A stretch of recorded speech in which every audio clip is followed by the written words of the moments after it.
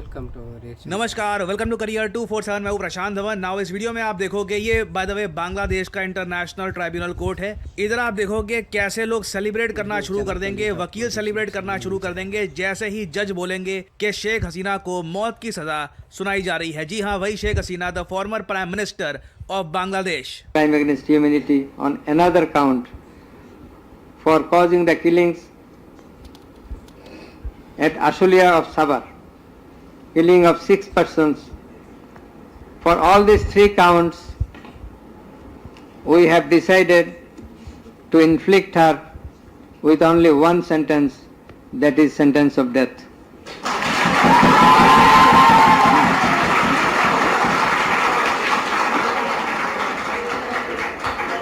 Now ये historic visuals है आपके सामने। जैसे ही ये जज ने ये बात बोली कि शेख हसीना को मौत की सजा सुनाई जाती है, वो भी काफी स्टाइल से कि only one sentence, death is death sentence. मैंने आज तक किसी कोर्ट में किसी जज को डेथ सेंटेंस इस तरीके से अनाउंस करते हुए सुना नहीं है। बट अब बांग्लादेश की सरकार डायरेक्टली इंडियन गवर्नमेंट को कह रही है कि अब सिंस हमारे इंटरनेशनल ट्राइब्यूनल कोर्ट ने भी बोल दिया है कि शेख हसीना को मौत की सजा देनी चाहिए, तो जल्द से जल्द शेख हसीना को हमें हैंड ओवर करो। और इन्होंने यहाँ पर यह भी ऐड किया है कि सिंस भारत और बांग्लादेश के बीच में एक्स्ट्राडिशन ट्रीटी एग्जिस्ट करती है। एक्स्ट्राडिशन ट्रीटी के अंडर क्या होता है कि अगर मान लीजिए भारत या किसी और कंट्री के बीच में ये ट्रीटी साइन हो रखी है, तो अगर एक आदमी है उसने भारत में जुर्म किया है, फिर किसी और देश में भाग गया है, तो भारत उस ट्रीटी के अंडर उस आदमी को कह सकता है या उस कंट्री को कह सकता है कि यह आदमी वापस हमको दो, यहाँ पे इसका केस होगा, जो भी इसको जस्टिस है दिया जाएगा। नाउ अगेन देखो, ये तो मैंने आपको बता दिया है नॉर्मल एक्स्ट्राडिशन ट्रीटीज के बारे में,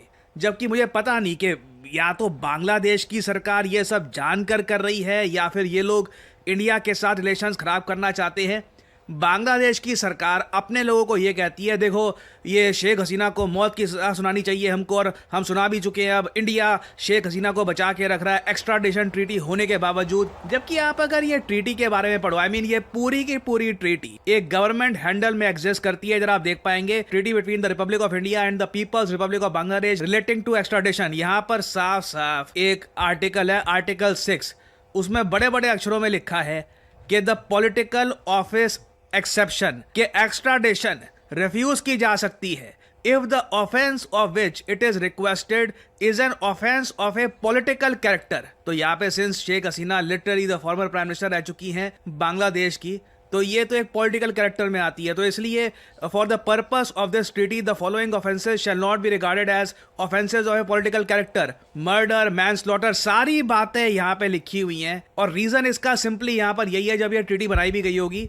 बांग्लादेश में इतिहास रहा है तख्ता पलट का, अचानक से आर्मी यहाँ पे कुछ कर देती है। हम यहाँ पे मान के चल रहे थे कि अगर मान लो कल को बांग्लादेश में आर्मी टेक ओवर कर लेती है, प्राइम मिनिस्टर को भागना पड़ता है, वो आर्मी अपने हिसाब से कोर्ट में कुछ भी कह देती है कि देखो ये इस आदमी ने ये सब किया है, इसको सजा हमको देनी होगी, तो वो जो प्राइम मिनिस्टर वो भारत में है या फिर जो लीडर भारत में है, उसको कुछ इम्यूनिटी तो मिलनी चाहिए ना। तो उसी के अंडर शेख हसीना आज के समय है, it is all completely legal. मगर ये जो जजमेंट है, इसके बाद आप अगर देखोगे तो बांग्लादेश बार बार यहां पर कह रहा है, we urge the Indian government to immediately hand over these two. एक तो बांग्लादेश के मिनिस्टर है और साथ में शेख हसीना, दोनों को ये कह रहे हैं कि बांग्लादेश अथॉरिटीज को जल्द से जल्द दे दो। और आगे ये भी ऐड करते हैं कि इन दोनों को शेल्टर देना, इसको अनफ्रेंडली एक्ट माना जाएगा, मतलब रिलेशंस खराब हो सकते हैं अगर शेख हसीना को आप वहां पे रखते हैं। और अजीब बात देखिए, मुझे यहाँ पे यही मेंशन करना पड़ेगा, आपके माइंड में सवाल आ सकता है कि जो ये अभी मैंने आपको कोर्ट का सीन दिखाया, ये कौन सा कोर्ट था बांग्लादेश का? High court, supreme court? क्योंकि थोड़ा मतलब आप कह लीजिए इन्वेस्टमेंट की कमी लग रही थी यहाँ पर।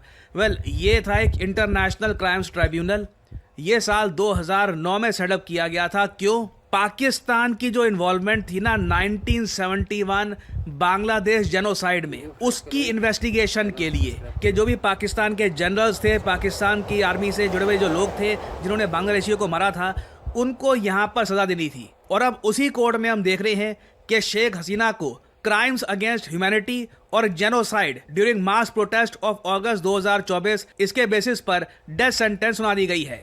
और शेख हसीना के सपोर्टर्स को आप अगर देखोगे तो वो लोग कह रहे हैं कि 1971 में जब ईस्ट पाकिस्तान हुआ करता रहा बांग्लादेश, उस वक्त पाकिस्तान की आर्मी ने भी बहुत सारे ऐसे कोर्ट्स बनाए थे जिसमें जो बांग्लादेश की इंडिपेंडेंस मूवमेंट के लोग थे उनको सजा दी गई थी। तो इन्होंने यहाँ पर कहा है 1971 में भी ये चीज काम नहीं कर रही थी, अभी भी ये काम नहीं करेगी, और ये कह रहे हैं कि जो भी केस शेख हसीना के अगेंस्ट किया गया है ये बिल्कुल स्क्रिप्टेड है। और सिंस इस केस की वैलिडिटी को लेकर ये काफी बड़ा डिस्प्यूट है, तो भारत ने सिंपली यहाँ पर यह कहा है कि हम लोग बांग्लादेश के बेस्ट इंटरेस्ट को लेकर कमिटेड हैं, और कोई भी बांग्लादेश का नागरिक जो एक आप कह लीजिए लॉजिकल व्यू पॉइंट से देखेगा ना, वो भी नहीं चाहेगा कि शेख हसीना को सीधा बांग्लादेश में ले जाकर डेथ सेंटेंस दे दी जाए। क्लियरली एक आप कह लीजिए पॉलिटिकल वेंडेटा भी यहाँ पर चल रहा है, बट पॉलिटिकल वेंडेटा भी एक लिमिट तक होता है। आप अपने जो प्रतिद्वंदी है उनको सीधा एलिमिनेट करना शुरू कर दो, वो भी इलेक्शन से पहले, वो तो डेमोक्रेसी के लिए ठीक नहीं है। और इसलिए इंडिया ने यहाँ पर यह स्टेटमेंट दी है, as a close neighbour India remains committed to the best interest of the people of Bangladesh, including in peace, democracy, inclusion and stability in that country. We will always engage constructively with all stakeholders to the end. तो हम लोग तो देखिए यही चाहेंगे कि बांग्लादेश जिस तरीके से पहले ग्रो कर रहा था एज ए प्रॉपर डेमोक्रेसी, जहां पर मिनोरिटीज के अपने राइट्स हैं, मिनोरिटीज को लगातार अटैक नहीं किया जा रहा, एंटी इंडिया एक्टिविटीज नहीं हो रही, ऐसा बांग्लादेश हम चाहेंगे। बट अगेन देखना होगा कि बांग्लादेश में चुनाव ये करवा भी पाएंगे या नहीं करवा पाएंगे। इंटरेस्टिंगली आप शेख हसीना का जो रिसेंट इंटरव्यू है वहां पर देखो तो उन्होंने ये कहा है कि पॉसिबिलिटी है कि अगर बांग्लादेश में कुछ बड़े बदलाव नहीं होते, डेमोक्रेसी यहाँ पर प्रॉपरली नहीं लौटती, तो बांग्लादेश पाकिस्तान स्टाइल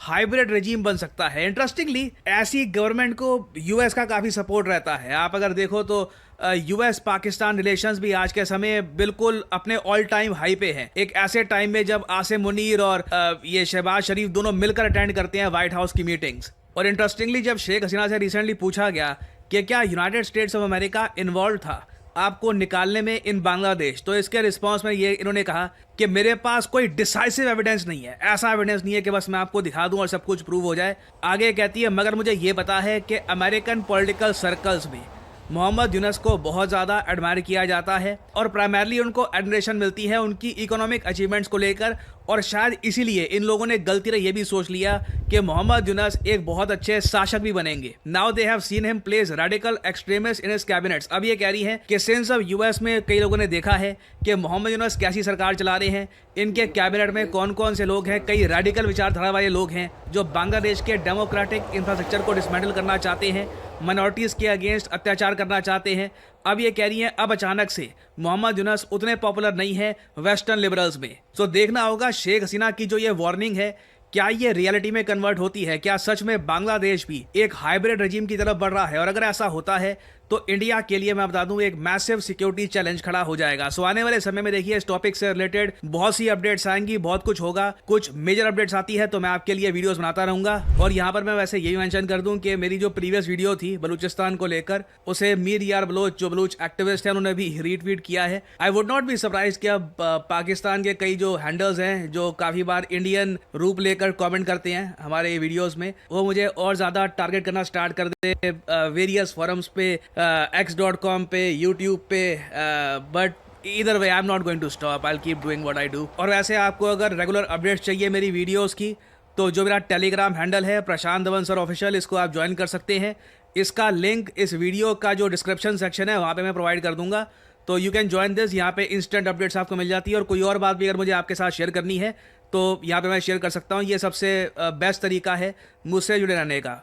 ये हमारी अब तक की सबसे बड़ी अनाउंसमेंट है। करियर 247 कोलैबोरेशन कर रहा है American multinational technology company IBM के साथ। जी हाँ, IBM वही आइकॉनिक कंपनी जिसकी 1911 में शुरुआत हुई थी और उसके बाद टेक्नोलॉजी के फोरफ्रंट में इन्होंने बहुत सी इनोवेशन करी है। IBM और करियर 247 मिलके आपके लिए लेके आए हैं data analyst course that can really change your career. देखो ये बात कोई छुपी हुई नहीं है, भारत में 92% जो एम्प्लॉयर्स हैं, जो लोग जॉब्स के लिए कैंडिडेट्स को स्क्रीन करते हैं, 92% देखते हैं कि किसके पास एक प्रोफेशनल सर्टिफिकेशन है। आप जब अपना खुद का रेज्यूमे बनाते हो, आप लिखते हो कि मैंने यहाँ से ग्रेजुएशन करी है, ये मेरी एजुकेशनल क्वालिफिकेशंस हैं, अपने बारे में लिखते हो अपने रेज्यूमे में। आप इमेजिन करिए उस रेज्यूमे में आप अगर ये ऐड कर दें कि मैंने डेटा एनालिस्ट का प्रोफेशनल कोर्स कर रखा है पावर्ड बाय IBM। आपके रिज्यूमे में वो अलग से ही हाईलाइट होगा। यही चीजें होती है जो आपको क्राउड से अलग खड़ा करती है। एक तरफ क्राउड जो कोई भी कोर्स कर रहा है, दूसरी तरफ आप जो करियर 247 IBM का डेटा एनालिस्ट कोर्स कंप्लीट करके जॉब मार्केट में जा रहे हो। नाउ मैं आपको पहले बता चुका हूं, डेटा एनालिस्ट की डिमांड भारत में लगातार बढ़ती जा रही है। डेटा एनालिस्ट हर कंपनीज में आज के समय काम करते हैं। इवन करियर 247, अड्डा 247 में आप देख लें तो बहुत सारे डेटा एनालिस्ट काम करते हैं। चाहे हेल्थ केयर हो, डिफेंस हो, मैन्युफैक्चरिंग हो, हर जगह डेटा है और डेटा की सेंस बनाने के लिए you need a data analyst. So I am proud to say कि IBM और करियर 247 इकट्ठा आए हैं ये यूनिक कोर्स बनाने के लिए। आप अगर इंटरेस्टेड है इस कोर्स में, जो पर्सनली आप अगर मुझसे पूछे, यू शुड बी इंटरेस्टेड। अगर आप अपने रेज्यूमे को स्ट्रॉन्ग करना चाहते हैं, आप चाहते हैं कि जब आप जॉब मार्केट में जाएं आपका रेज्यूमे अलग ही दिखे, go for this course. Simply क्या करना है, जो वीडियो आप देख रहे हो इसकी कमेंट सेक्शन में जाओ, कमेंट सेक्शन में लिंक आपको मिल जाएगा, लिंक पर करिए क्लिक, आपके सामने ये पेज खुल जाएगा। यहाँ पे अपने डिटेल्स डालिए, कोड डालिए PG10 ताकि आपको डिस्काउंटेड रेट पर ये कोर्स मिले और सिंपली यहाँ पर सबमिट कर दीजिए। करियर 247 की तरफ से आपको कॉल आएगा, बात कर सकते हैं और फिर आप अपनी जर्नी स्टार्ट कर सकते हैं एज ए डेटा एनालिस्ट। और जो सर्टिफिकेट आपको मिलेगा वहाँ पर लिखा होगा पावर्ड बाय IBM। और सिंस ये एक बहुत ही स्पेशल कोर्स है, हमारे पास लिमिटेड नंबर ऑफ सीट्स है। जो लोग पहले अप्लाई करेंगे बैच में हम उनको ही एनरोल कर पाएंगे। तो अगर आप इंटरेस्टेड हैं, आई सजेस्ट जल्दी से पूरा प्रोसेस कंप्लीट करिएगा और of course use the code PG10 to save your hard earned money as well. So इसी नोट के साथ यह है वीडियो का अंत। Thank you for listening and as I always say, may the gods watch over you.